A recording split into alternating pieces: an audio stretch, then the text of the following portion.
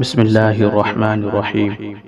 ربیع الاول کا مہینہ ہمارے نبی پاک صلی اللہ تعالی علیہ وسلم کا مہینہ ہے۔ اس کی مناسبت سے پوچھتے ہیں کیونکہ ہماری بہت سی بہنیں ہیں جو اولاد کی وجہ سے پریشان ہیں اور ان کا حمل نہیں ٹھہرتا، تو یہ وظیفہ کرے، پھر اللہ تبارک و تعالی نیک اولاد عطا کرے گا۔ وظیفہ یہ ہے کہ 11 مرتبہ درود ابراہیم پڑھنا ہے، پھر 101 مرتبہ سورہ کوثر پڑھنی ہے، اور پھر 11 مرتبہ درود ابراہیم پڑھنا ہے۔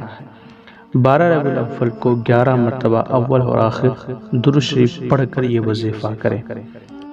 پھر اس کے بعد یا اللہ، یا رحمان، یا غفور، یا رحیم، یا حنان، یا منان، یا دیان، یا سبحان کا ورد کریں۔